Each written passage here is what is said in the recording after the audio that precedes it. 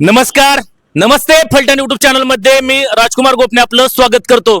फलटण तालुक्याचे मिनी मंत्रालय म्हणून ओळखल्या जाणाऱ्या फलटण पंचायत समितीच्या सभापती निवडीकडे आता संपूर्ण तालुक्याचे लक्ष लागून राहिले आहे.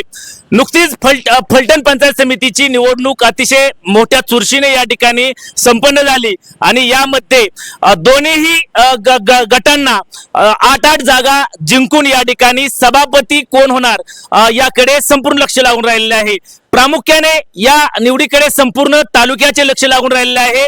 2017 साली या अगोदरची निवडणूक झाली होती आणि त्यानंतर तब्बल 9 वर्षांनी या ठिकाणी पुन्हा निवडणूक झाली आणि आता निवडणूक झाल्यानंतर निकाल झाल्यानंतर सभापती निवड कधी होणार याकडे संपूर्ण तालुक्याचं लक्ष लागून राहिलेलं आहे. यामध्ये प्रामुख्याने शिवसेना राजगट्ट्याने पंचायत समितीचे 8 सदस्य जिंकले तर विरोधी आघाडी असलेले भाजप आणि राष्ट्रवादी आघाडीने 8 सदस्य जिंकल्यामुळे ही निवडणूक अतिशय चुरशीची झाली. आता समान जागा झाल्यामुळे या निवडणुकीमध्ये आता सभापती पद चिठ्ठीवरती निवडले जाणार की या ठिकाणी काही फोडाफोडी होऊन काही समीकरणे बनणार याकडे संपूर्ण तालुक्याचं लक्ष लागून राहिलेलं आहे. एकंदरीतच फलटण पंचायत समितीच्या पहिल्या 2.5 वर्षासाठी ओबीसी महिला असे आरक्षण या ठिकाणी निश्चित झालेले आहे. यामध्ये फलटण तालुक्याचा जर विचार केला तर फलटण तालुक्यातील 5 गणांमधून ओबीसी महिला या पंचायत समितीमध्ये निवडून आलेल्या आहेत.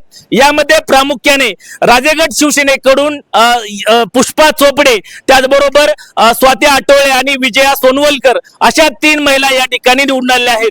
तर भाजप आणि राष्ट्रवादी या पक्षाकडून प्रामुख्याने शुभांगी शिंदे आणि शिवांजली भोसले या ठिकाणी निवडून आलेले आहेत. एकंदरीतच आता ही निवडणूक संपन्न झाल्यानंतर जिल्हाधिकारी पंचायत समितीच्या सभापती निवडीचा कार्यक्रम कधी जाहीर करतात याकडे लक्ष लागून राहिलेले आहे. त्याबरोबरच दोन्ही गटाने या ठिकाणी आपले सर्व विजय झालेले 16 सदस्य सुरक्षित स्थळी या ठिकाणी नेले आहेत. कारण यामधून कोणी फुटून जाऊ नये याची दक्षता शिवसेना राजगट त्याचबरोबर भाजप राष्ट्रवादी यांनी या ठिकाणी घेतलेले आहेत. यामुळे आता फलटण पंचायत समितीचे सभापती पद जे 2000 साली 8 विरुद्ध 6 असे समीकरण बनले होते त्यानंतर पुन्हा एकदा या ठिकाणी आता 8 विरुद्ध 8 अशा जागा या ठिकाणी निवडून आल्यामुळे हे सभापती पद चिठ्ठीवरती जाणार का आणि त्या अगोदर काही फोडाफोडी होणार का याकडे संपूर्ण तालुक्यात चर्चा सुरू आहे.